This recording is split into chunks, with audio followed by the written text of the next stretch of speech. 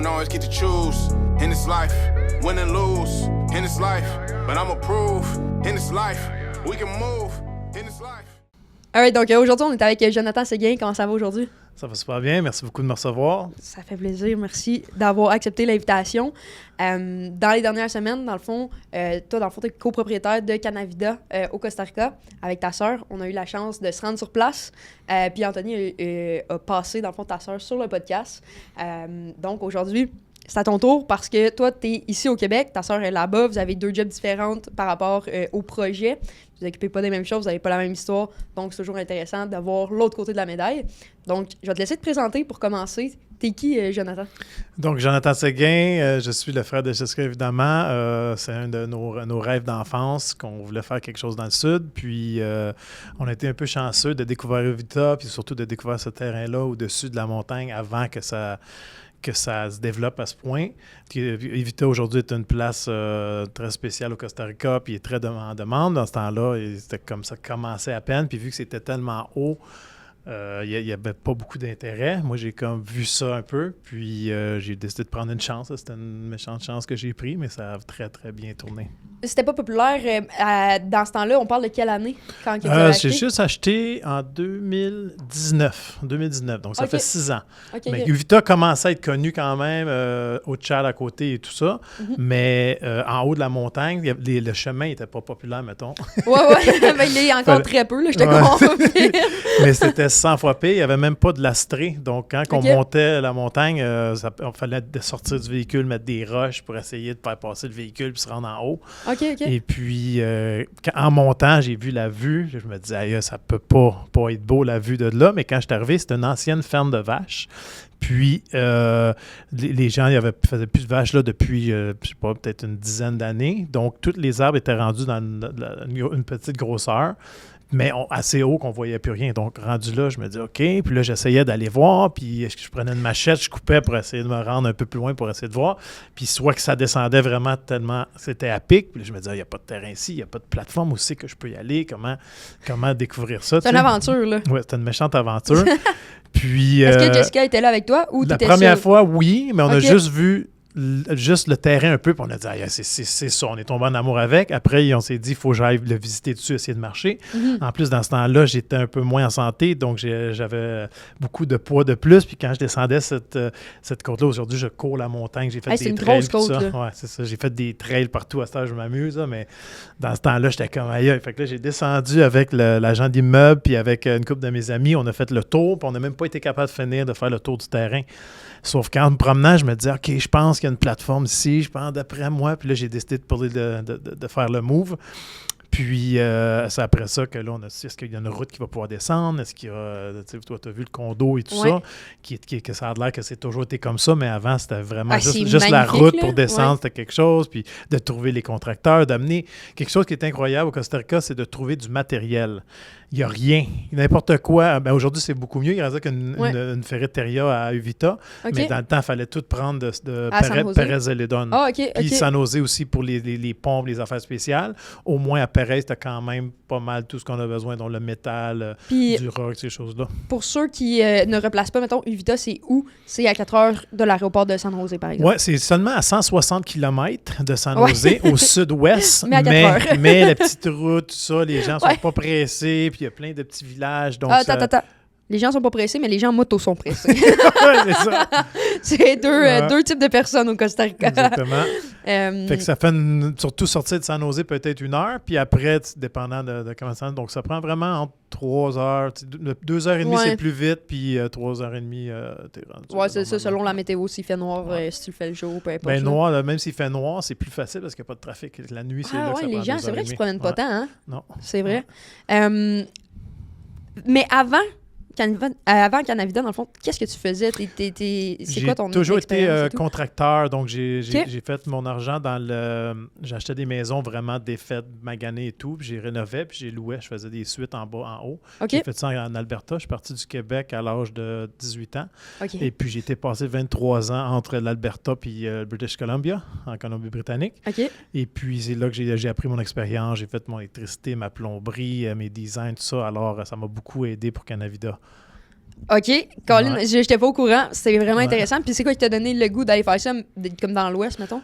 Dans l'Ouest, c'était au début un voyage pour découvrir, puis les montagnes. J'ai adoré les montagnes d'Alberta. J'ai vécu à Canmore 10 ans.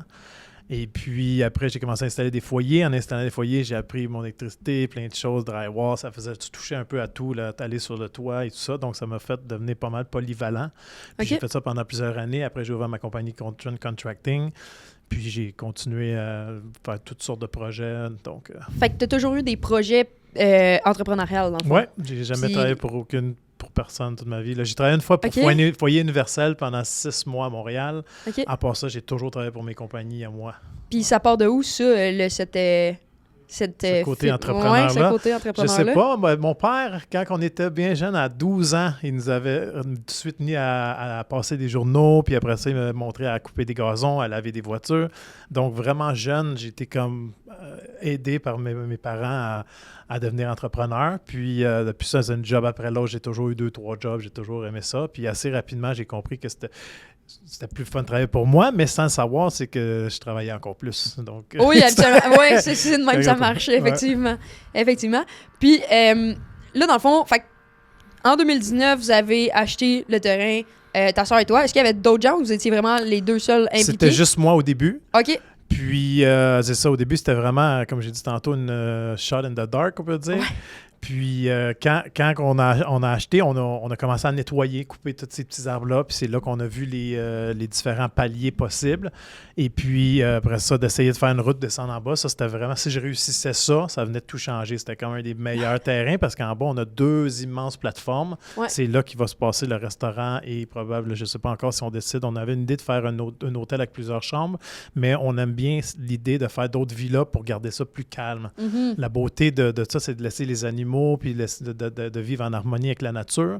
Mhm. Donc, le côté hôtel, les gens sont un peu plus party, tout ça, fait qu'on est encore entre les deux. Chose certaine, c'est qu'on a un plan de faire un spa, un peu comme le spa finlandais, mais dans la jungle. On a tous ça déjà va fait le être, design. J'étais en train de travailler avec des architectes pour faire ça. Ils ont réussi à faire avec un lidar, je pense que ça s'appelle. Puis ils ont Ouais. tout checké les bosses, les arbres, tout ça. Puis on va tout garder, on essaie de garder le plus la nature sans toucher. Puis entre les arbres, entre les affaires, on va faire OK. une piscine avec des différents paliers qui se vident un dans l'autre. Ah, avec comme un une- peu comme des chutes, mettons. Là. Ouais, Ah, ben, c'est il va y cool, avoir là. des chutes, il va y Ouais. avoir des marches, comme ça, des petits ponts. Après ça, il va y avoir steam room, il va y avoir de l'eau froide, de l'eau chaude. En tout cas, ça va être un peu comme un. Ça genre va être de sur spa. le terrain même, dans le fond de Ouais, Canada. c'est un Canadien en haut. Quand tu arrives, tu passes toutes les villas Ouais. du haut. On a gardé le terrain le plus beau, puis il y a la vue directement sur la queue de baleine. Alors, Ah ouais, OK, c'est OK. le Non, moi, terrain c'est que je ça, me suis dit, j'ai- je vais faire mes erreurs, ces autres terrains, puis après, je vais. J'ai juste vu le terrain, dans le fond, des condos, dans le fond, les 6 condos, OK. qui sont tous côte à côte. Ouais. Très nice, comment que ça a été fait, là. Puis avec la piscine, le terrain, il est vraiment magnifique. Puis la route, bien joué. Et quand même, on peut rouler dessus. Ouais. Ben, ça a été tout un challenge, surtout qu'au début, je parlais pas aucunement espagnol. Alors, Ouais. au début, j'ai commencé j'essayais de voir mon monde, je faisais mes simagrées, j'essayais de connecter quand même. Puis après, on communiquait par Google Translate en écrivant. Puis là, je le marquais en anglais, je le transférais en français, en espagnol. Puis après ça, j'envoyais ça à mon monsieur. Puis j'ai fait comme ça au début. Fait que ça m'a donné l'image de l'espagnol dans ma tête pendant les premiers 2-3 ans, jusqu'à temps que ça commence vraiment à temps plein. Puis j'y allais 2-3 fois par année, 2-3 semaines. J'avais mon travail ici. Mhm. Puis c'est là que j'ai commencé à mettre la graine dans la tête de l'espagnol. Puis quand j'étais là-bas, même ceux qui parlaient anglais, qui essayaient de me parler en anglais, je me forçais par l'espagnol. Je me suis rentré l'espagnol à 100. Des fois, c'est comme s'ils se forçaient. Ils ne me répondaient même pas en espagnol tellement que j'avais un espagnol cassé, mais j'ai persévéré. Puis en l'espace de 2 ans, surtout pendant la construction que j'étais là Ouais. tout le long avant que je revienne l'année passée, j'ai réussi à apprendre l'espagnol. Puis je pourrais dire que je parle à 90%, là, pas de problème. Puis je me suis rapproché vraiment de mon équipe. J'ai réussi à faire le ménage parce que les Ticos sont extraordinaires comme peuple. C'est du monde super heureux, du monde de bonne humeur Ouais. qu'on adore, mais ils sont pas fiables. Ah non, mais ouais, je comprends ce que Mais tu veux dire. pas qu'ils veulent pas être pas fiables, c'est qu'ils disent « Ah ouais, man! » Ils disent oui à tout, premièrement. Ouais, ouais. Puis, deuxièmement, ce qui est drôle, c'est qu'ils disent « Si Dieu le veut », mais si Dieu le veut, puis lui, il passe à la brosse, puis le lendemain matin, il est trop magané pour rentrer, ben c'est Dieu qui a voulu qu'il passe à la brosse la veille. Oui. Fait qu'il a fallu que je fasse du ménage et j'ai gardé les meilleurs, ceux qui étaient de confiance. Puis je me suis bâti une super super équipe. On a une équipe de maintenance, on a une équipe de construction, on a une équipe de nettoyage pour les maisons, on a une sorte d'équipe. Puis ça, va c'est vraiment bien. Jessica qui gère cette équipe-là, principalement parce qu'elle est là-bas. Exactement. J'imagine. Toi, ton rôle dans le projet Canada, c'est quoi principalement? Ben, en ce moment, je vais recommencer du début. Ouais, exact. Donc, ce qu'on a fait de début, c'est que j'ai des entreprises ici aussi. Puis, je faisais ça à distance au début. Donc, j'ai commencé avec une petite compagnie qui était architecte, puis constructeur, qui m'ont fait 2 des 9 maisons. Et puis, après, j'ai commencé avec eux autres. C'est moi qui faisais les dessins avec mon ami Gilles, puis Louise, sa femme. Eux autres, ils m'ont beaucoup aidé dans le projet. Ils sont allés vivre là-bas 3 mois de temps à gérer l'entreprise quand je ne pouvais pas. Puis, on essayait, des bons amis à moi. Puis, ils m'ont aidé avec les dessins. Après, on envoyait les dessins aux architectes. Puis, ils aimaient tellement nos dessins qu'on a dit, gardez nos idées, faites semblant que c'est vous qui l'avez fait, puis chargez-nous moins cher. Fait que ça a été comme ça que ça a commencé. Après, ils sont arrivés avec les plans. J'avais les plans de maison, on a fait les 2 premières. Puis là, j'ai eu d'autres idées, j'ai fait d'autres plans. Puis après ça, j'essayais de mettre le plan d'un architecte sur un terrain. Mais souvent, le terrain, ça ne marchait pas. Fait que là, il fallait que je bouge de la terre. Puis là, j'ai compris assez vite que c'est pas comme ça que je vais le faire. Ce que j'ai décidé de faire, c'est que j'ai décidé de faire mes plateformes comme que je pouvais. Parce qu'imagine, c'est 45 degrés. Et après ça, tu fais comme tu creuses. Tu fais toute ton irrigation de la pluie pour être sûr que ça ne dérange pas. Puis après ça, ça me donnait un espace. Puis là, j'ai commencé à designer mes maisons sur la terre. À partir de ça. À la place de faire un plan que j'essaie de mettre sur la terre, j'ai fait la terre par rapport à ce que j'ai besoin puis qu'est-ce que je peux faire. Donc, c'est pour ça que toutes les villas sont différentes. Après, ce que je faisais, je la construisais de A à Z. Puis je faisais venir mes architectes. Je disais, viens-t'en, c'est fin de semaine gratuit sur le bras de Canavida. Puis après, tu prends mes idées, fais-moi un bon prix. Fait qu'il m'a fait des super prix. Puis après, lui, il faisait les plans. On passait les plans pour les permis, tout ça. Fait que ça a fait pour ça que c'est tout différent puis vraiment spécial par rapport à ce qu'on a. Fait que tu as été habité là-bas, dans le fond. Oui, moi, j'ai passé 1 an et 3 quarts non-stop. J'avais 30 gars. Je vivais... ça c'est dans le moment de la construction. Ouais. Donc ça, c'était 16 heures par jour. Puis là, on avait les premières 4 maisons. On essayait de ramener un peu de revenus. Donc, je m'occupais de mes clients le soir. Le matin, je me levais à 5 heures. Je partais à mes gars à 6 heures. Les gars faisaient du 6 à 6. À 6, je m'occupais de mes clients. Ma soeur n'était pas encore là dans ce temps-là. OK. Donc, ça a été 7 jours semaine parce que les clients sont là la fin de semaine. Ça n'arrêtait jamais. Mais vu que je travaille dans mon rêve, c'était pas... c'était Avant la construction, tu dormais Ouais. où? Avant la construction, c'est que là, j'ai trouvé un gars, Martin qui s'appelait. Puis il est arrivé avec son équipe. Lui, il avait des chainsaws, puis beaucoup des machettes, beaucoup de choses. C'est fait là-bas, la main-d'œuvre, c'est pas comme ici. Là, c'est vraiment comme ils sont tellement habitués à faire leurs petites affaires tranquillement, tout le kit. Fait que Martin est venu avec son équipe. On a nettoyé vraiment beaucoup tout ce qui était. On a tout gardé les beaux arbres, les arbres possibles. La plupart étaient petits, puis on a le droit de couper jusqu'à 4 pouces. Okay. Donc, c'était plus du petit mini-arbre, puis des arbres communs qui sont un peu comme la mauvaise herbe pour eux autres. On a tout nettoyé ça, on a replanté des beaux arbres, on a remis des choses, on a trouvé nos plateformes, puis c'est là qu'on a commencé à construire. Donc là, on n'avait même pas d'eau. Il fallait aller en bas à 8 heures, remplir des bouteilles d'eau à tous les 2, 3, 4 jours. Après ça, on s'est fait une première petite plateforme, une place pour mettre les outils. On avait un petit toit, puis on dormait dans une tente. On a la toilette dans un trou. Sauf que le trou, c'est une petite tente qu'il y avait avec un chose, mais on avait la vue sur l'océan avec ça. Fait que même quand on n'avait rien, on était heureux. C'était vraiment spécial. Donc, ça n'a pas été facile au début, mais ça a été vraiment une belle expérience. Très nice. Puis, tu sais, justement, tantôt, tu disais, vous pouvez couper des arbres quand ils sont plus petits que 4 pouces. Ouais. Ça, c'est tout comme des règlements que tu dois suivre, que tu as dû apprendre, j'imagine. Ouais. Est-ce que tu as une anecdote d'une erreur que tu as faite ou que, tu sais, comme la réglementation, tu n'étais pas au courant ou peu importe, ou tu t'étais vraiment mis au courant, puis comment tu as fait ça? Parce que c'est un peu le système, il est un peu corrompu, tu sais, là-bas, mais partout, là, mais là-bas particulièrement, c'est-à-dire que là, nous, on était chanceux parce qu'on était loin, donc si tu fais plein de choses, puis qui viennent, pendant que tu fais, ils peuvent te mettre des bâtons dans les roues. Mais vu qu'on était loin, on avait comme un peu la carte blanche pour voir qu'est-ce qu'on voulait. Puis quand ils arrivaient, on a toujours parlé leur langue, été gentils, on a pris soin de nos employés. S'il n'y a pas de plainte, puis qu'on prend soin du monde comme on a pris soin, il n'y a jamais de problème vraiment. Donc, au début, on ne savait pas que ça prenait la CAHA. La CAHA, c'est un peu comme la CSST. Puis, on a fait travailler tout le monde. Au début, on faisait comme on pensait. Ouais. Puis là, tranquillement, on a appris comment ça fonctionnait. À cette heure, on travaille avec la CAHA, avec la santé, sécurité sociale, tout ça. Donc, puis, je pense que Jess en a parlé sur l'autre podcast, mais tu sais, vos employés sont vont vraiment bien. Là. Quand tu dis Ouais. prendre soin de vos Ouais. employés, là, c'est comme, je pense, sont quasiment logés, nourris. Là. Oui, ça dépend des gens. Ceux que ça fait longtemps, à un moment donné, c'est sûr que tu vis à un endroit, mais ils vivent quand même dans une petite chambre qu'on leur a faite et tout ça. Ils mangent extrêmement bien. On a une Ouais. petite cuisinière qui fait de la nourriture, même pour nous. On mange la Moi, même chose. j'ai goûté, puis On c'est mange toujours excellent. la même affaire, on est ensemble, puis moi, je veux, c'est bon pour eux autres, c'est bon pour moi. Mhm. Même au début, je vivais dans une petite chambre avec eux autres, j'avais une petite plateforme, un petit matelas mince, puis je veux vraiment qu'ils savent, c'est pour ça qu'ils nous aiment de même, qu'ils nous voient travailler aussi fort qu'eux autres, puis ils nous voient Ouais. vivre dans le même petit coqueron, puis manger la même nourriture, fait que ça fait comme, wow, puis là, John travaille fort, Jessica travaille fort, fait que nous autres, on va travailler fort pour eux autres. Mhm. Il y a beaucoup d'expats qui viennent, puis eux autres sont dans le gros luxe, pendant qu'ils ne donnent rien aux autres, puis ils nourrissent pas, ils mangent bien, puis tu sais, fait que ça Ouais, fait une exact. différence de respect entre Absolument. patron et employé. Donc, Ouais, nous, c'est ça, on a vous, réussi vous à êtes- bâtir une petite famille. Vous êtes plus leader que patron. Là, tu sais. Ouais. Vous avez comme été capable d'instaurer ça, puis ce qui est super. Ça paraît aussi quand on arrive sur le site. Là. Ça paraît. Mais ça a été, mettons, au début, les 2 petites maisons qui m'avaient fait le contracteur, là, c'est le temps de mettre des trottoirs en tour. Parfait, on fait des trottoirs. Puis là, moi, étant un contracteur, il me dit, les trottoirs, 3500 $. Tu es malade? Il doit y avoir 500 de matériel. Là. Ça veut dire tu te mets 3000 $ pour faire 2-3 formes. Fait que là, j'ai compris assez vite que tout le monde nous voit comme des banques. Ouais. Donc, j'ai dit, OK, je vais te trouver, prendre mon équipe. Parfait, on va faire des trottoirs. Là, j'ai appris comment faire des trottoirs. J'ai appris comment faire des... Après ça, j'ai demandé une cuisine, comment ça coûte. Là, il m'arrive avec une cuisine en mélamine, pas belle. Après, même pas 6 mois. Elle n'était même pas finie, premièrement, puis il y avait déjà des petits insectes, l'humidité pognait dedans, puis il y avait quand même des petites mouches à humidité. J'ai dit, hey, on peut pas faire ça en mélamine ici, ça marche juste en bois.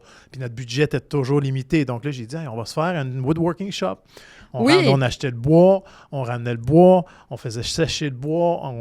Là, j'ai commencé à acheter des outils tranquillement, me ramasser des bons gars de bois, puis on a fait toutes les cuisines selon nos designs aussi. Après ça, on a fait les petites tables, les chaises à piscine. Tout est fait Tout à est en Canavida bois, directement. Ouais. Ouais, Ça c'est fait vraiment... travailler des gens locaux, ça fait... on achète tous des bois, c'est plus du tech puis du cèdre, les bois qui ne sont pas protégés qu'on peut acheter. Donc, la plupart de nos bois sont faits comme ça. On a trouvé des compagnies spéciales aussi qu'une fois de temps en temps, il y avait des bois un peu plus exotiques. On les a achetés parce qu'on a eu la chance. Donc, il y a Casa, Toucan, puis il y a quelques maisons qui ont des cuisines faites en bois plus spéciales, du Run. On a aussi Run Tech, Cèdre. Après ça, il y a du Cristobal. Okay. On a réussi à avoir un peu de Cristobal, puis des choses spéciales. Mais en même temps, je veux vraiment protéger les arbres, protéger les choses. Donc, je vais avec du Tech, c'est vraiment un des meilleurs bois utilisés parce qu'il en plante des champs. Ça pousse assez vite quand même. C'est un bois très dur. Ça coûte plus cher de couteaux pour les machines, mais c'est un bois qui dure, puis les insectes l'aiment pas beaucoup aussi. OK. Oui, parce que même Jess, elle était comme pro-environnement aussi. Fait que vous faites vraiment votre part, là, niveau environnement là-bas. Puis niveau aussi d'encourager local, je pense. Là. C'est vraiment... c'est beau à voir pour de vrai. Puis vos employés sont super fins aussi. Là. C'est comme on les croisait souvent. Ouais, ils sont tout le temps tous de bonne humeur. Ils sont tout le temps de bonne humeur. Ils sont tout le temps en train de nous parler. Je parle pas espagnol, fait que je comprenais pas tout le temps, mais ils sont tout le temps en train de nous dire salut. Fait qu'ils sont vraiment, vraiment sympathiques. En tant que copropriétaire, comment que tu fais pour gérer les opérations quotidiennes, dans le fond, de Canavida, mettons, à distance? Parce que toi, tu es au Québec, Jess est là-bas moi, directement. en fait, je suis ici pour essayer de simplifier ma vie. Jessica, en ce moment, est là-bas. Je suis tellement contente. Elle me fait une super, super belle job là-bas. Puis moi, en ce moment, je suis en train de simplifier ma vie en vendant tout ce qui nous reste. On a encore une entreprise, on a encore un entrepôt à Calgary. Ici, des maisons, des choses qu'on est en train de vendre. Puis je suis en train de simplifier la vie pour, d'ici 1 an, m'en aller là-bas à temps plein. C'est ça OK, l'idée. tu vas comme déménager à temps plein Je veux là-bas. faire 8 mois là-bas, travailler les bois les plus occupés. Après ça, j'aimerais passer mon juin, juillet à août ici. On est passé un mois et demi par été ici. Puis le reste du temps, j'aimerais voyager un peu. Est-ce que tu as encore de la famille au Québec ou sont tous déménagés? Parce non, que moi, toute ma famille est au Québec. OK. Ouais. Ben, je pense que c'était votre mère que j'ai croisée. Ma mère est là-bas, elle est allée passer quelques mois. C'est ça, mais c'est ça. C'est pour ça que je me posais la question de si tout le monde était déménagé là-bas ou pas. Fait que non, pas encore. Est-ce que c'est quelque chose qui les intéresse ou pas particulièrement? De vivre à temps plein là-bas? Ouais. Ma mère, elle aime beaucoup, mais... Pas je pense que mon 6 mois, là, ça ferait un 6 mois, ça serait comme le meilleur de ces mois. Elle adore là-bas. Quand elle revient, elle est contente de revenir aussi. Oui, bien 100%, mais c'est pas super loin là, non plus là, en avion. Là, je veux dire, c'est ça aussi qui a été au début, le plus difficile, ça n'a pas été de trouver... il y a 2 affaires qui ont été compliquées. Quel pays? Oui, Alors, comment j'ai fait- pourquoi le Costa Rica? Ben, Costa Rica, ça a donné que ma tante était agente pour Air Transat. OK. Puis elle a travaillé au Costa Rica pendant plusieurs années. Puis moi, je pense que j'avais 19 ans, la première fois que j'y étais. Ma tante m'a dit tu vas aimer ça, Pura Vida ici, Puis là, j'avais été visiter. J'avais beaucoup aimé, mais je m'étais dit OK, je suis pas sûr que c'est ici. Fait que là, je voulais voir d'autres pays. J'ai visité plusieurs autres pays pendant toute ma vie. J'ai fait 17 pays, whatever, pour essayer de trouver où c'était mieux. Puis la vie me ramène au Costa Rica. Alors, j'ai dit OK. Puis une des raisons aussi, c'est que tu peux acheter un terrain, le mettre au nom d'une compagnie, puis être propriétaire de la compagnie. Fait que comme ça, si tu veux vendre, tu vends à la compagnie, puis t'as pas besoin, c'est quand même assez simple. Tout le monde peut y aller, c'est pas dangereux, tout le monde est gentil, la nourriture est bonne, la nature. Fait que finalement, je suis vraiment content. J'ai failli acheter au Nicaragua, j'avais même mis un dépôt à San Juan del Sur, une belle petite ferme sur le dessus de la montagne que tu voyais toute la baie, là, c'était vraiment débile, mais il y a beaucoup de vent. Tu vois que là-bas, ça a été abîmé, ils ont tout coupé, ils ne prennent pas soin des animaux, tout ça. Donc ça a été une affaire qui m'a fait qui m'a fait pencher, revenir vers le Costa Rica. J'ai perdu mon dépôt qui était juste 1 000 $, mais je suis vraiment content de. Puis finalement, le Costa est rendu une destination touristique que les gens vont de plus en plus dans les dernières années. Fait que j'imagine que tu regrettes pas ton choix. Non, je ne regrette pas du tout. Ouais. Outre les cuisines, puis même la table de salon, les lits et tout, qui sont tous faits à Canavida, vous avez votre propre système d'eau aussi. Oui. Est-ce que tu peux nous en parler? Parce que même Ouais. si je fais une introduction, je pense pas que ça va être à la hauteur de ce que c'est, là, vraiment. Okay. C'est assez impressionnant comment vous avez fait ça. Fait que je vais te laisser expliquer ça. Parfait. Donc, ça, c'est vraiment important au Costa Rica. Quand que, peu importe, vous faites un move pour acheter un terrain, c'est vraiment important d'avoir de l'eau sur le terrain, numéro 1, puis numéro 2, d'avoir un permis d'utiliser l'eau sur le terrain. C'est des cauchemars que les gens, parfois, achètent, puis ils se font dire « Oui, il y a de l'eau », ils se font dire « Oui, tu as un permis », oui, ils voient l'eau, ils se disent « il y a de l'eau », mais après ça, tu n'as pas le droit de la prendre parce qu'il y a quelqu'un avant dans le stream ou après, ou il y a toutes sortes de raisons pour lesquelles ça peut être compliqué. Donc, nous, on a réussi à trouver, c'est une petite source qui sort de la montagne. En fait, on en a 2. Ça sort de la montagne parce qu'il y a des mois très secs. Le mois de mars, c'est le mois le plus sec. Puis là, dans le mois de mars, ça sort à peu près, je dis à peu près, là, mais mettons 1,5 pouce. Mais le 1,5 pouce sort par des petites craques entre des roches qu'il a fallu tout nettoyer comme il faut pour essayer de channeler ou de rassembler cette eau dans une tank où on pourrait prendre l'eau, puis après ça, mettre une pompe et tout ça. Fait qu'au début, premièrement, c'est à 800 mètres du haut, ce que tu étais, où ce que les condos, qui descendent dans de la jungle extrêmement, extrêmement à pic. Puis, après, il n'y a pas d'électricité, évidemment. Il n'y a pas de manière de mettre de panneaux solaires à cause que les arbres sont super hauts. Puis tout. Alors, ce qu'on a fait au début, c'est un système qui s'appelle une ariété. C'est la pression de l'eau. Donc là, on est arrivé. Puis ça, c'est une petite anecdote drôle. C'est que là, j'avais Marc Martin et son équipe. Puis là, moi, je suis un gros gars, puis toute l'équipe. Je dis, vous montrer ça, moi, comment ça marche. On va acheter des 5 gallons, puis on va séparer les sacs de ciment dans 2 5 gallons, puis on va pas être balancé, comme j'imaginais que ça se passait. Fait que là, les gars, OK, c'est toi le boss, on t'écoute. Là, on commence, on essaye. Hein? Là, finalement, John, veux-tu qu'on te montre comment ça se passe? Ils pognent un sac de ciment de 50 kilos. Ils le mettent dans une poche de blé d'Inde d'une shot sur l'épaule. Puis là, moi, je suis déjà quand même enfant, jamais été capable de prendre un 50 kilos. Il y avait un monsieur qui avait 72 ans, un petit vieux monsieur qui a de l'air de rien, là. Clac, il lui montait toute la journée des sacs de ciment, j'en revenais pas. Impossible. Après, j'ai dit, OK, parfait, moi, je vais creuser, on va faire d'autres choses. Moi, j'étais là, je suais, puis je voulais montrer que je voulais, mais j'étais pas du tout... pas du tout à la capable taille. De suivre, là. C'est bon. OK. Fait que là, on descendait les sacs de ciment, on trouvait des roches, on a fait une barricade pour ramasser l'eau. Ouais. Puis après ça, il faut toujours nettoyer ça parce qu'il y a des feuilles, il y a toutes sortes d'affaires. Cette eau-là, c'est la meilleure eau que j'ai jamais bu de ma vie. Elle est tellement bonne. On met aucun chlore, on change l'eau souvent, on en monte souvent, on nettoie nos tanks. On a 2 tanks. Une qui est celle qu'on sert, puis l'autre, on la nettoie comme il faut. Après ça, quand on nettoie l'autre, on fait comme ça. Fait qu'on a 2 tanks en haut pour les maisons, puis on a 2 tanks en bas pour les condos. Fait qu'en tout, on a comme 60 000 litres d'eau en tout temps pour nos piscines, parce qu'il y a des piscines pour chacune des villas. Il y a la grosse piscine que tu as vue. Ouais. C'est de l'eau de source, si je ne me trompe pas. L'eau de source, peu. Oui, exact. C'est ça. On ne met même aucun produit chimique dedans et tout. C'est la meilleure eau que je ne peux pas avoir. Puis au début, j'ai commencé avec une ariété. Donc, une ariété, tu prends de l'eau dans une tank. Il faut que ça descende un certain nombre de mètres pour mettre assez de pression sur une pompe rame. Okay. Là, ça s'appelle un rame aussi en français, je pense. Puis ça fait tac, tac, tac. Puis là, tranquillement, ça pousse l'eau jusqu'en haut. Puis ça faisait le 800 mètres. Puis c'est 800 mètres de distance, 100 mètres de hauteur. Ah, ouais. Donc, le temps que ça arrive en haut, ça tricklait un quart de pouce, un petit peu d'eau. Ça nous montait 2500 litres par jour. Fait que c'était correct pour les 3-4 premières maisons, Ouais, mais c'est ça. du moment qu'elle arrêtait, moi, ça a été un cauchemar. À un moment donné, il n'y a pas assez de pression, une feuille qui a arrêté quelque chose, il fallait que je descende en bas. À la fin, je courais ça, aller-retour en demi-heure. Des fois, je savais même c'était quoi mon problème, parce que c'était souvent le même. Là, fait que là, je partais à la course, là, en bas. Je réparais mon affaire, je remontais en haut, je faisais essayer de battre mon propre record. Oh, ouais, t'avais du fun, Puis, là. puis je le réparais, mais j'ai dit, ça peut pas continuer comme ça. Donc là, on a descendu l'électricité en bas, on a mis des grosses tanks, on a tout ramassé de l'eau dans les grosses tanks, puis on est capable de... On peut monter, on n'a plus de problème d'eau pendant tout, là. Très On a nice. beaucoup d'eau. Ouais, non, mais c'est... Moi, genre, au Costa Rica, en fait, c'est que je savais pas que c'était comme ça partout. Moi, c'était mon premier voyage, dans le fond. Première fois que je prenais l'avion et tout, là. Puis, je savais pas, mais au niveau de l'eau, c'est différent, hein, au niveau des toilettes, la gestion des toilettes. Moi, je savais pas du tout qu'on devait pas mettre de papier de toilette. Ben ouais, c'est vrai. J'avais aucune idée, moi. Je sais pas si je suis la seule qui comme Non, le savait c'est pas, normal mais- aussi. Au début, tu es mais- tellement habitué que tu penses pas à ça. Puis Mais- nous, on a mis des cartes, puis les gens viennent de là, puis il y en a qui le font encore. Fait que comment c'est fait, les systèmes? Ouais, c'est... niveau construction, comment que c'est fait? Pourquoi qu'ici, mettons, au Québec, Canada, États-Unis, on peut mettre...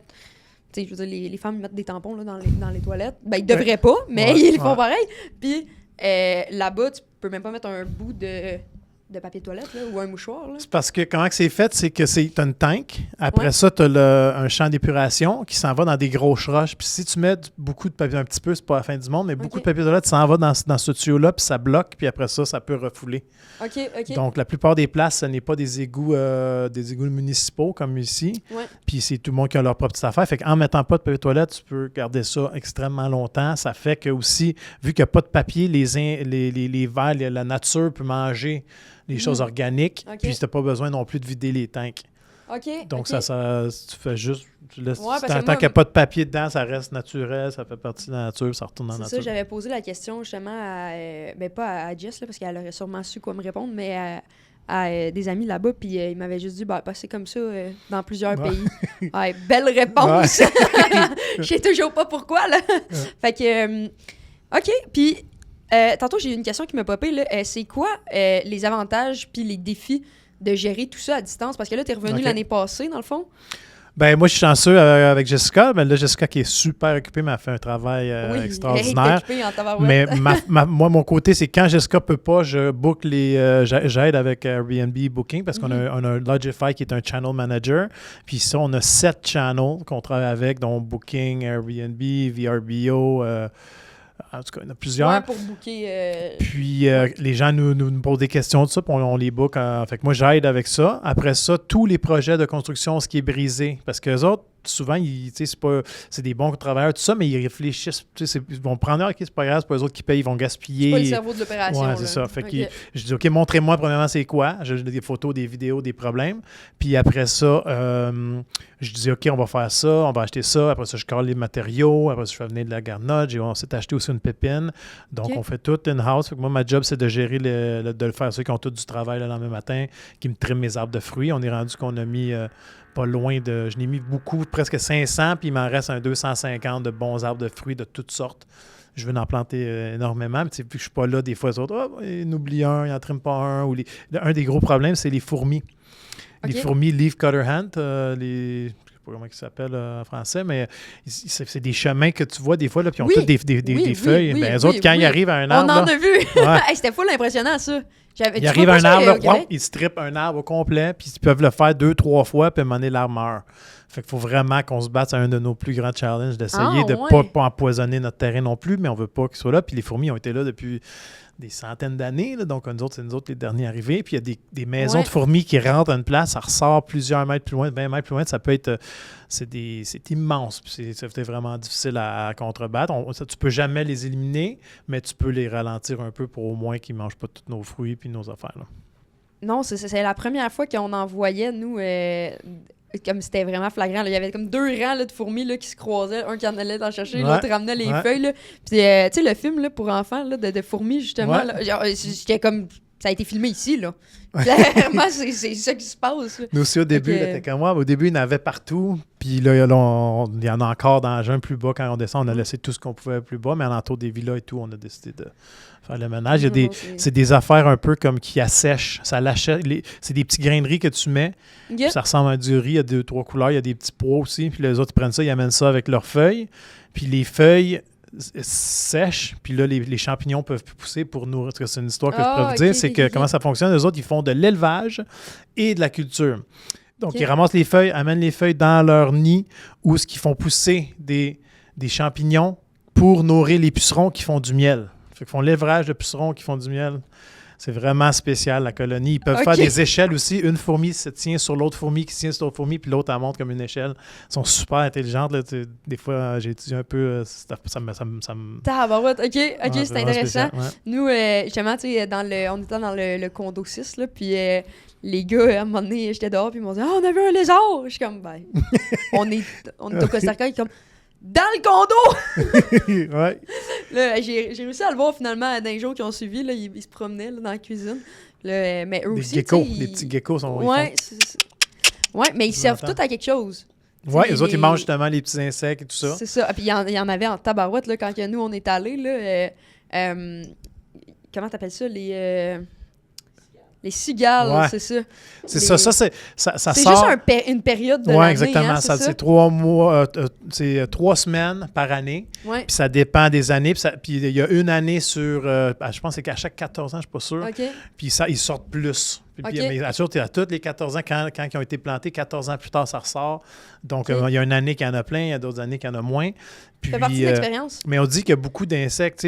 Si tu regardes comparé à ici, c'est sûr qu'il y a toutes sortes d'insectes différents qu'on ne connaît pas, mais les maringouins, il n'y en a pas. Non, des choses, tu es en haut dans la montagne, dans la jungle, il n'y a même pas de maringouins. Il y en a plus chez nous à Montréal qu'il y en a. Il y a des bébites, là, des petites sauterelles, des affaires comme ça, mais c'est pas des bébites qui nous achalent. Exactement. Ils des vivent beaux papillons. Oui, c'est ça, c'est des papillons. C'est pourquoi? Parce qu'il y a beaucoup de chauves-souris chauves-souris encore. La nuit, les chauves-souris mangent tous les petits insectes. Après ça, c'est encore une biodiversité qui est équilibrée.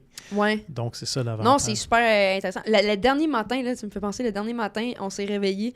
Puis, c'était quand même tôt, là, il était peut-être 5 heures. Puis, on s'est fait réveiller par les singes. Ouais. On les avait pas entendus tout le long qu'on était là, on les avait pas vraiment entendus. Puis ce matin-là, on les a entendus, puis, tu sais, de ce que Jess nous avait dit, c'est quand même des petits singes. Ouais, on dirait qu'ils sont immenses. Moi on aussi, dirait que c'est des gorilles! Ça n'a pas rapport! Hey, c'est vraiment, vraiment impressionnant. Fait que la biodiversité est vraiment agréable là, quand il est là-bas. La température est juste parfaite. Il y a des matins... Au début, quand on avait une des premières qui sortait, puis là, je prenais mon petit café, je me lève avant. Entre 5h et 6h, c'était 5h40. Entre 5h et 5h45, c'était mon temps à moi. Soit que je préparais mes listes d'affaires, tout le kit, je pouvais mon café, puis je sortais quand que je voyais le soleil se lever, puis les animaux se réveiller. Puis il y a des matins, on dirait que tous les oiseaux se font un meeting qui viennent tous à la même place. Il y a des fois qu'il y en a plein, des fois qu'il n'y en a pas, mais il y a des matins, je me réveillais, là, j'étais comme tabarouette, il y avait... La cacophonie, il y a tout le monde trip, puis de toutes sortes aussi. C'est comme s'ils se disaient, on se ramasse en montagne là aujourd'hui, puis c'est vraiment des jours, il y en a moins, des jours, il y en a plus. Mais quand il y en avait beaucoup, là, j'ai fait des vidéos, des fois, j'étais comme, aïe, comment ça? C'est comme s'il y avait des milliers d'oiseaux. Puis tout différent, là. Il y avait des perroquets verts, puis là, tu vois la vie là-bas, t'es comme, waouh! Il y a le Oropendula. Oropendula, c'est un oiseau qui fait comme, il appelle le pendula parce qu'il fait ça pour attirer les femelles. Il monte ses plumes en mettant sa tête par en bas, puis il fait des sons vraiment spéciaux. En tout cas, vraiment fun, on a commencé à apprendre la faune et tout ça. Donc c'est parce que c'est tellement présent là-bas que tu peux pas t'intéresser à ça, tu sais. Fait que, Puis les arbres aussi. En descendant, il y a des arbres, il y a des places parce que ça a été coupé à blanc il y a vraiment longtemps, malheureusement. En même temps, c'est un bien pour un mal qu'aujourd'hui, on peut voir l'océan grâce à ceux qui ont fait ça. Mais plus bas, c'était pas accessible. Alors, on a des arbres aussi gros que votre studio ici, qui peut être un 5 mètres de diamètre, des immenses arbres, tu vois pas le top, là, c'est vraiment spécial. Oui. Puis, tu sais, il y a plein de petites places aussi alentour de Canavida qui sont vraiment le fun à aller visiter, qui sont pas nécessairement, vous fournissez un cahier, là, comme n'importe quel hébergement, pour proposer des activités, des tours, vous avez plein d'activités, mais il y a aussi plein d'autres petites activités, comme tu peux aller comme prendre un petit pique-nique à des chutes, si tu veux, te baigner, il y a des petites glissades naturelles, tu peux aller faire du surf, c'est comme si jamais tu veux pas payer des activités à tous les jours, il y a moyen d'avoir du gros plaisir pareil. Là, il y a juste de l'autre côté, donc nous, c'est une montagne qui monte. On a comme sur un petit sommet, ça redescend, puis ça remonte vraiment plus gros. Fait que ça, c'est toute la forêt primaire en arrière. Donc là où il y a même des jaguars là-dedans, il y a tout. Là, c'est vraiment la pure, la vraie Costa Rica, comme jamais touché cette montagne-là, puis ça s'en vient rare. Ouais. Après, quand ça descend ici, il y a une rivière ici. Puis cette rivière-là, c'est toutes des grosses roches, puis des affaires, c'est extraordinaire. Donc, il y a deux entrées qu'on a, que les gens peuvent aller gratuitement. Puis, c'est comme des lagoons un peu avec de l'eau extrêmement propre. Puis, quand il pleut, ça se remplit. C'est vraiment trippant. C'est ça, c'est une chose. Je pense qu'on est allé à une de ces places-là. On est allé aussi à la place où il y a les 3 chutes. Tu sais, les 3 immenses chutes, je ne sais plus comment ça s'appelle. Là. Il y en a des centaines. Il y en a tellement, donc c'est fou, là. Hein? Nayoka. Ah ouais, la grande. C'est pas ça. Ouais, ça, c'était spécial. Oui, ça, c'est quand même impressionnant. C'est une des plus hautes. Là. Il y en a un autre pas loin de Pérez là, dans ce style-là. C'est vraiment... Oui, fait que, tu sais, tout pour dire que c'est alentour aussi du site. Il y a plein d'activités, il y a plein de trucs à faire. Puis, si je reviens, tu sais, plus au niveau du fait que tu es ici puis que le projet se passe là-bas, j'imagine que tu es en communication constante avec Jessica, puis avec l'équipe là-bas. Ouais. C'est comment tu gères ça? Comment tu fais ça? Je sais qu'il y a juste 1 heure de décalage horaire. Là, donc, c'est une bonne question. Un des gros challenges qu'on a eu là-bas, c'est que au début, on a pris l'Internet haute vitesse avec le fibre de verre. Puis là, on était comme, c'est la meilleure Internet. Puis c'est vrai qu'elle était vite. Mon Internet en haut de la montagne à Uvita, dans un petit village comme ça, était beaucoup plus rapide que mon Internet ici à Montréal. Par exemple, qu'est-ce qui arrive quand tu as de l'Internet comme ça? C'est que ça passe partout dans la montagne, sur les chemins, puis dès qu'il y a une branche qui tombe, quelque chose, clac, l'Internet casse. Puis quand les gens, aujourd'hui, c'est la technologie, quand il n'y a plus d'Internet, le monde capote. Fait que peu importe comment c'est beau et tout, mon Internet, là, après ça, c'est plus dans nos mains. Fait que là, on appelle la compagnie, puis eux autres, pura vida, de prendre 24 heures, des fois plus, puis le monde sont plus contents, tu sais. Fait que ça a été un gros problème. Donc là, on s'est dit, OK, il faut faire quelque chose. On a fait venir d'autres façons. Et l'autre façon, c'est qu'il y a comme une soucoupe en bas à Uvita qui envoie des ondes dans la montagne. Puis la montagne, c'est des coupoles qu'on a mis un peu partout sur chacune des villas. Donc là, ça passe plus par le fil. Puis on s'est mis aussi Starlink. Puis surprenamment, c'est pas beaucoup mieux que l'autre. En tout cas, on a 2 systèmes en ce moment, juste pour être sûr quand il y a quelque chose qui arrive avec l'autre ou whatever. OK, nice. Okay. Puis, fait que là, puis la plupart du monde, ils n'ont pas de ligne téléphonique comme nous, tout le monde. Donc, qu'est-ce qu'ils font? C'est qu'ils s'en vont pas loin d'une place qui a un router. Puis là, ils pluguent leur téléphone sur le router. Donc, WhatsApp, tout le monde marche sur WhatsApp au Costa Rica. Et oui, en effet, je parle à ma soeur 3-4 fois par jour. Ils n'ont pas de ligne téléphonique au Costa Rica? Oui, ils en ont, mais pas tout le monde. Il y a beaucoup de monde qui vivent juste qu'ils ont leur petit restaurant, Wi-Fi. le petit chose, ils s'en vont là, puis ils connectent sur le Wi-Fi pour parler à leurs amis. Dans le monde normal, là, c'est sûr que tous les touristes ont tout ça, puis il y a beaucoup, tous les entrepreneurs. Je te dirais qu'il y a peut-être 50-50. Il y a 50% du monde, ils ont quand même un téléphone, mais il n'est pas sur une ligne. OK, c'est intéressant. Puis, fait qu'en ayant ça, tout le monde, puis là, toutes les maisons ont leur Internet avec des codes différents. Mm-hmm. On les en a mis une dans l'endroit où on a la buanderie. On a une buanderie, on a la place pour le bois. Donc, eux autres employés, quand ils mangent, ils ont l'accès à l'Internet. Au début, c'est sûr que c'était pas le luxe comme ça, mais aujourd'hui, on est tous bien. Tu sais, comme tu as fait face à plusieurs défis en partant un projet qui était justement comme pas au Canada. C'est quoi le meilleur conseil qu'elle se pourrait donner à un entrepreneur qui veut faire un projet comme ça qui est à l'extérieur du Canada? Le plus grand conseil que je peux vous donner, c'est qu'il faut vraiment prendre le temps avant d'acheter le terrain. Si vous décidez de faire un projet comme ça parce que vous partez de rien, ou si vous décidez d'acheter une maison, parce qu'il y a beaucoup d'histoires d'horreur de gens qui ont regardé des choses par photo, puis le monde, c'est pas que c'est nécessairement genuine, ils veulent pas vraiment voler ou whatever, mais leur vérité n'est pas nécessairement la vôtre. Donc, c'est important d'aller là-bas, de checker, de double-checker, ne pas faire confiance juste à un avocat, aller en avoir un autre. Après ça, regarder les permis d'eau, les dates, les choses, les faire double-checker, aller voir l'eau. Hein. Ils disent qu'il y a de l'eau, on a un permis d'eau, je veux la voir, l'eau, elle sort de où? Donc, d'avoir toujours de l'eau, puis de prendre le temps, puis de tomber en amour avec votre terrain que vous allez prendre. Prenez le temps de voyager avant de faire le move. Le Costa Rica, c'est petit, mais c'est quand même très grand. Mm-hmm. Et puis, il y a beaucoup, beaucoup de belles villes. Ah, c'est beau, là. C'est extraordinaire. Moi, je suis vraiment content de mon move. Un jour il parle mañana, ça veut dire plus tard, demain. Fait que ça peut être... ça fait plusieurs années qu'ils disent qu'ils vont faire un aéroport au sud. Maintenant... Au début, j'avais hâte, mais maintenant, j'ai plus hâte parce que quand ça arrive, il y a tellement de monde puis tout ce qui arrive. Là, je me dis, on est tous de conduire un peu plus puis d'aller chercher nos affaires loin. Ça ne me dérange pas que ça ne se développe pas si rapidement parce que dès qu'un aéroport international dans le sud du pays, là, ça va, en l'espace de 10 ans, ça va se faire complètement changer. Puis le trafic commence aussi, puis tout ça. Donc, je laisse la vie décider, mais en ce moment, je suis bien correct s'il n'y en a pas. Puis s'il y en a une, ben ça va être plus facile. Ça va être à 30 minutes de Canavida pour sauter dans l'avion. Est-ce que tu as un plan de match si jamais, justement, ça arrive? Si ça arrive, ben là, ça, je pense que ça va juste nous aider côté business. Ça va nous ralentir côté un peu plus de trafic, plus de gens, mais je veux dire, je vais prendre comme ça. En ce moment, c'est correct parce que c'est les premières années maintenant qu'on n'a plus à débourser d'argent pour la compagnie. La compagnie est autosuffisante, capable de payer nos choses, nous envoyer nos taxes, les choses. Au moins, on n'a plus d'argent à mettre. Là. OK, parce que vous avez financé le projet, dans le fond. On a tout financé nous-mêmes. Là-bas, les banques ne prêtent pas. Okay. Surtout les gens qui viennent de d'autres pays, tu peux pas... Comment ça a fonctionné? Est-ce que tu as pris... J'ai vendu quelque chose ici. Le plus gros mot, ça a été d'acheter le terrain, qu'il a fallu payer comptant.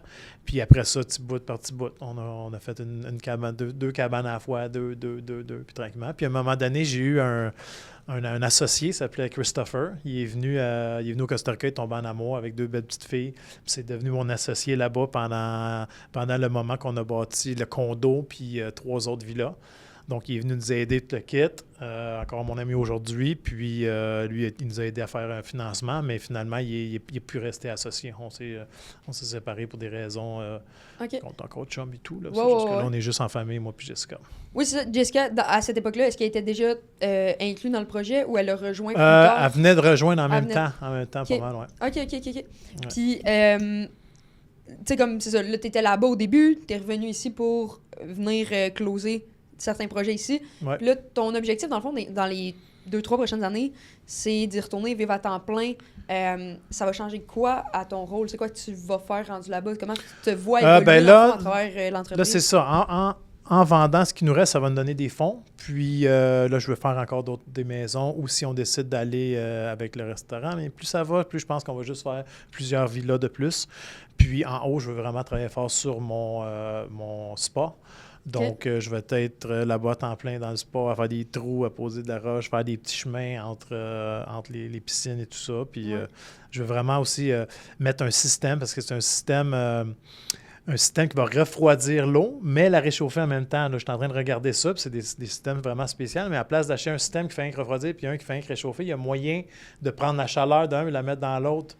Fait que ça va être un système qui va réchauffer certaines piscines, puis refroidir d'autres. Mais ça, mettons, ça te prend des connaissances de... Oui, j'ai étudié. J'ai un ami, Gilles, d'ailleurs, c'est celui qui m'a aidé. Lui, il est dans la réfrigération depuis toujours. Donc, lui, c'est mon go-to man pour ces affaires-là. OK. Ouais, parce que tu peux pas, tu sais, comme moi, tu me demandes d'ouvrir un resort de même, je suis comme, bah là, attends un peu, là, ça risque de me prendre 10 ans, là, pour vrai, j'ai pas les connaissances nécessaires pour faire ça, là.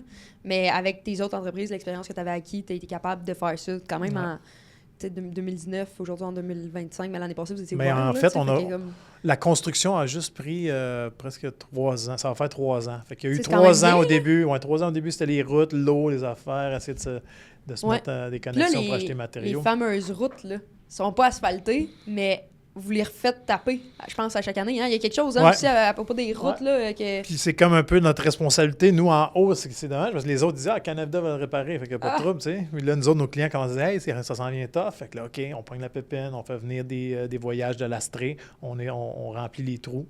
Fait qu'une fois par année, c'est fait. La communauté, il y a une grosse communauté de gens de partout dans le monde qui vivent sur cette montagne et des locaux, évidemment. Puis c'est souvent les mêmes, ceux qui ont le budget, qui sont capables de payer. Donc, nous, on donne notre pépine gratuite à la communauté, puis les gens, on essaie de chipper un peu pour mettre du lastré pour réparer ça le mieux que possible.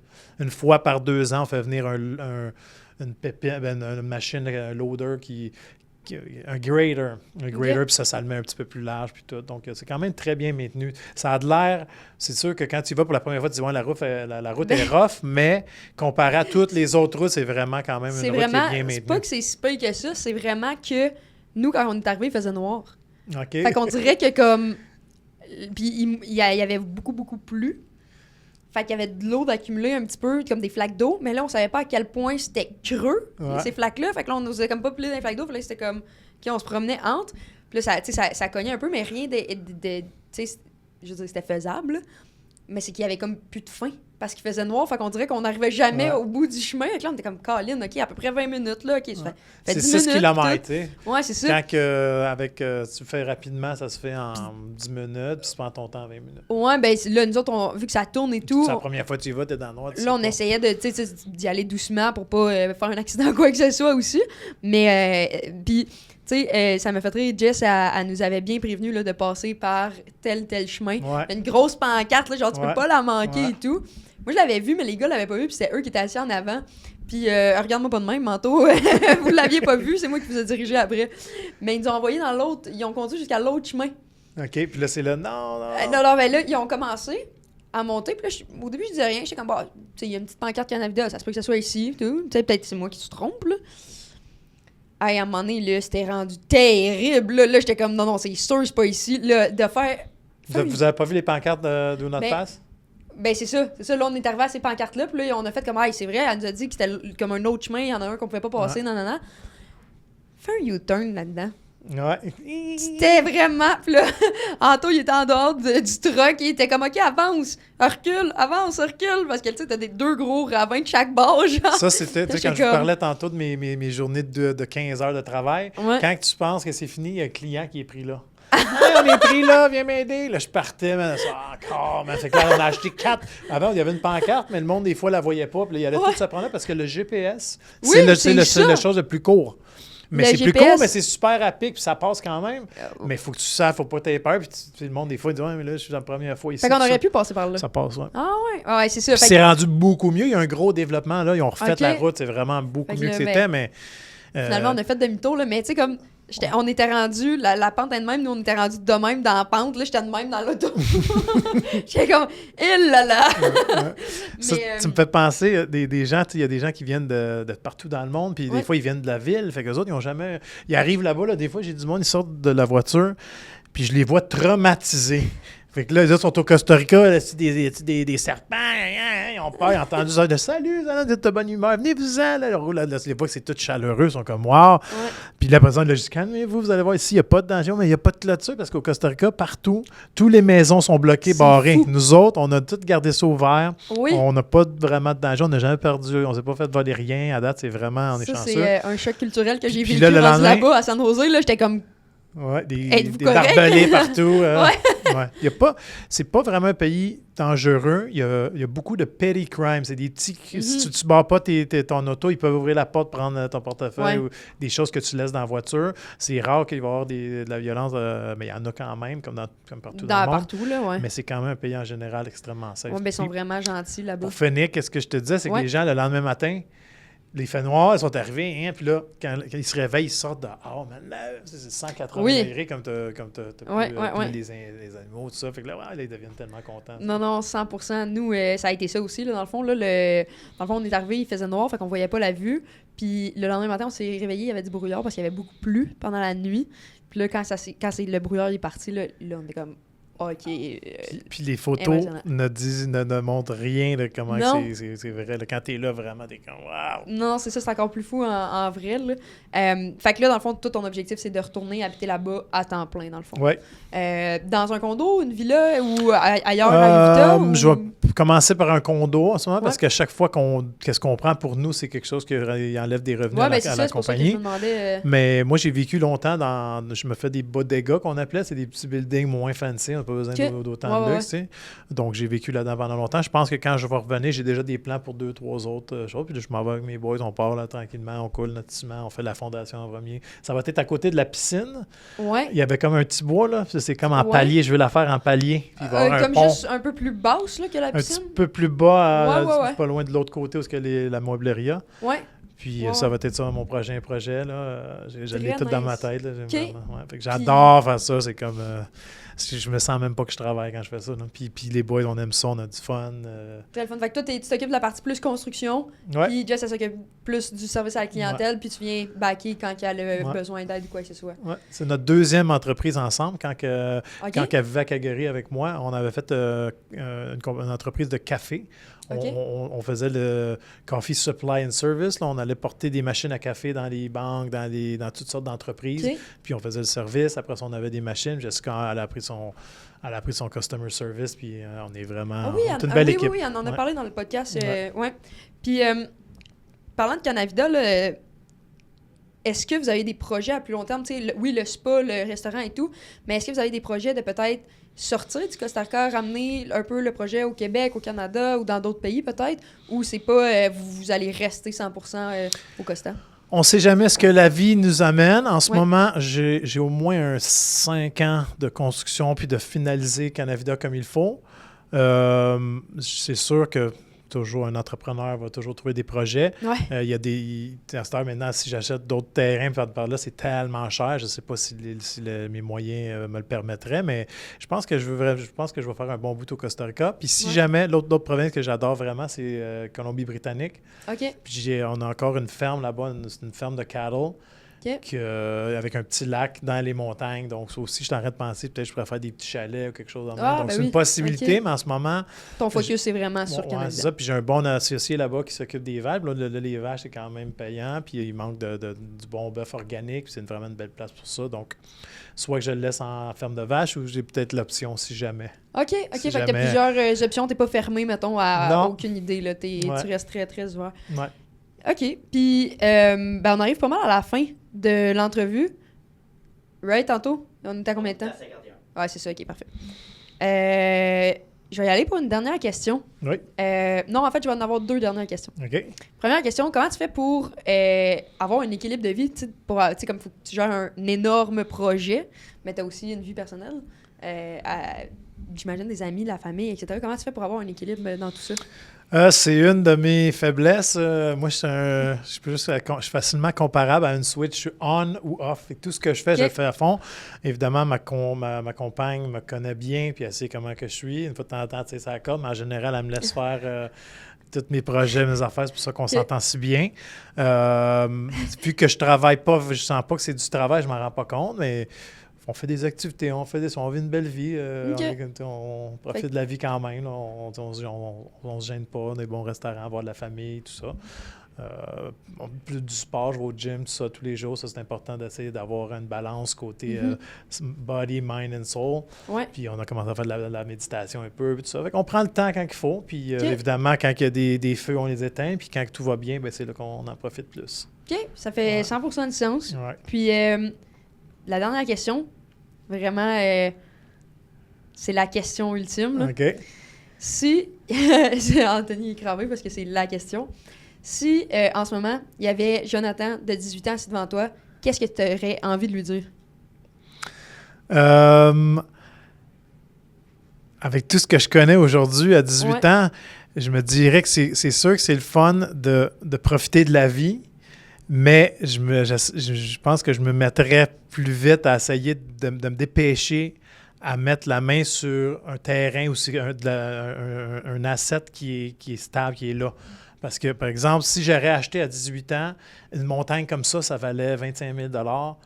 Puis aujourd'hui, ça en vaut des millions. Mm-hmm. Donc, quelqu'un qui donne un coup quand il est jeune, puis qui réussit à mettre de l'argent de côté pour faire son premier achat, après, il peut se laquer un peu plus tard dans le milieu de sa vie. Ou si tu fais comme la cigale, la fourmi, que tu fais juste profiter, puis tu ne réussis pas à mettre rien de côté, ça s'en vient de plus en plus difficile, puis ça ne paraît pas que ça va s'améliorer. Donc, si je parlerais au Jonathan qui a quand même trippé fort quand il était jeune, puis j'étais au Costa Rica aussi, j'avais les sous, mais c'est de bien regarder un move, puis après ça, tu fais un move à long terme, puis tu t'assois sur une propriété ou une maison, puis tu ne peux pas perdre avec le real estate.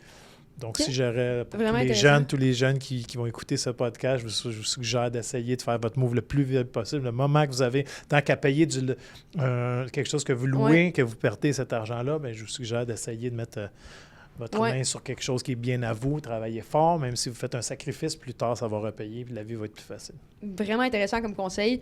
Merci beaucoup, Jonathan, pour l'opportunité d'avoir visité Canavida, mais aussi pour le podcast avec toi, ta sœur. C'est vraiment intéressant comme histoire. Fait que merci beaucoup d'avoir accepté aussi de venir nous voir au studio à Montréal pour ton podcast à toi. Puis on aura l'occasion probablement de se reparler dans les prochains mois, prochaines années pour voir l'évolution du projet dans le fond. Vous allez venir nous visiter. Oui, absolument. Puis, j'aimerais profiter de cette occasion pour remercier tous les gens qui m'ont aidé, dont ma compagne premièrement. J'ai eu de l'aide aussi de Gilles et Louise qui m'ont aidé dans le temps. J'ai eu de l'aide des amis qu'on a rencontrés là-bas, Carl, Denis, Mario. Mes tantes qui parlaient espagnol au début qui m'ont aidé, Colette et France. Alors, je voulais vous remercier vraiment beaucoup tout le monde pour l'aide que vous m'avez donnée dans ce projet et me soutenir parce que c'était un gros projet puis ça a super bien été. Je le regrette vraiment pas. Je referai ça anytime, mais merci à tous. Puis, je voulais remercier tous les gens qui vont écouter le podcast. Ça fait plaisir. Venez nous visiter à Canavida. Canavida.com. Oui, canavida.com. Ouais. Puis là-dessus, il y a le numéro WhatsApp, mais vous pouvez booker directement sur notre site où vous allez pouvoir sauver. On a des prix vraiment plus moins chers qu'avec Booking, Airbnb, tout ça. Justement pour que les gens viennent direct avec nous. On donne 20% à Booking puis 15% à Airbnb. Donc, on a fait les prix déjà en éliminant ce 15-20%-là. Très nice. Et puis, vous pouvez booker directement. Vous pouvez nous parler. Vous êtes super bienvenus. Puis, on avait parlé un peu des tours. Fait que là, on est rendu avec, je pense qu'on a comme une quinzaine de tours, toutes des choses locales.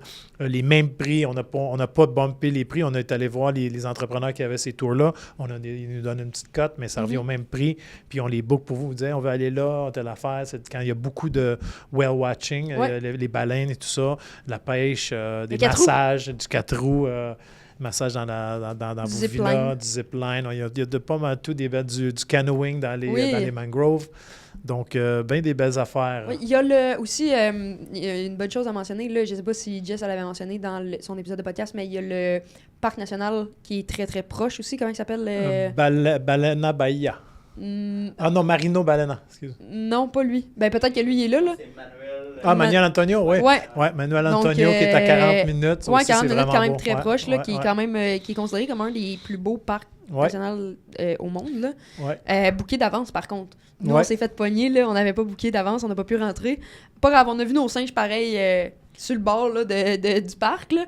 On en a vu. Ouais. Mais il faut booker d'avance, là, ce qu'on savait pas, mais ça vaut la peine, ça a l'air, là. Ça vaut vraiment la peine. Fait que ça qui est quand même très, très proche aussi, qui fait pas partie des tours, mais qui est une super belle activité. Puis c'est sûr que le 3 heures de voiture semble beaucoup, mais ça vaut la peine. En t'en allant, t'arrêtes un petit restaurant. C'est vraiment... C'est comme les vacances commencent quand même. Ben, c'est parce que quand on parle, mettons, 3 heures de route, on pense souvent « Ah, Montréal-Québec ». Ouais. La 40 est plate en chien, là. Ouais. La 40 est vraiment plate. Mais là-bas, c'est comme... on a arrêté, là, à une place pas loin de Raco, là, c'était comme... tellement beau, on est arrêté, on a pris des photos, des vidéos et tout. Tu peux arrêter à plusieurs places, tu peux essayer des restaurants, tu peux justement, comme tu as des vues tout le long, c'est juste magnifique. Là. Ouais. C'est pas comme c'est ça, la 40 Montréal-Québec. Là. Fait que ton 3 heures est beaucoup plus intéressant, je dirais. Fait que ouais, non, c'est ça. C'est pas, honnêtement, les routes c'est pas long. sont belles. Là, oui, on capotait, on était comme les routes sont donc bien belles. Il y a zéro nid de poule. Là. Ouais. Ben, c'est pas le Québec. Non, c'est ça. fait que non, c'est ça. Clairement, une place à visiter, le Costa Rica. Puis je pense que justement, c'est une belle place, là, justement, vos maisons puis les condos pour aller justement prendre ça relax. Mais aussi, les gens peuvent aller travailler parce qu'il y a du bon Wi-Fi là-bas. Fait que, ouais. Cool. Yes, fait que... Dernière petite chose à dire. Je vais dire, Jessica, lâche pas. Tu fais une super job. Je suis vraiment fier de toi. Je te le dis souvent, mais là, je le dis en public. Fier de toi, ma sœur. Lâche pas. Let's go. All right. Bon, ben merci beaucoup, Jonathan. Merci, ça fait plaisir. Chanté. Merci à vous de m'avoir reçu. Hey, salut, ça fait déjà la 2e fois qu'on se voit dans cette même vidéo-là. Donc, merci de ton attention, puis merci de ta discipline, parce que c'est un mince pourcentage des gens qui sont capables d'écouter du début de l'épisode jusqu'à la fin. Donc, merci beaucoup de ta discipline. Ça démontre énormément de motivation de ta part et bien sûr d'un aspect important de l'entrepreneuriat que oui, la motivation c'est important, mais la discipline c'est encore plus important. Donc, merci de ton attention. La meilleure manière que tu peux me repayer pour ce podcast-là, vu qu'il est accessible à tous et gratuit, il va rester gratuit. Ça, c'est important. Notez-le à quelque part. Je tiens qu'il reste gratuit, accessible à tout le monde. En fait, c'est tout simplement de repartager le podcast dans des Instagram Stories, d'en parler avec tes amis, d'envoyer le lien à tes amis. Hey, Mathis, va donc écouter cet épisode-là, c'est super intéressant. Ça vaut de l'or, puis ça va me permettre d'aller faire croître le podcast à un niveau exponentiel. Donc, merci beaucoup pour ton aide et ton intérêt pour le podcast. Et bien sûr, on se revoit la semaine prochaine, dès jeudi midi, pour un nouvel épisode. Donc, bonne journée à toi.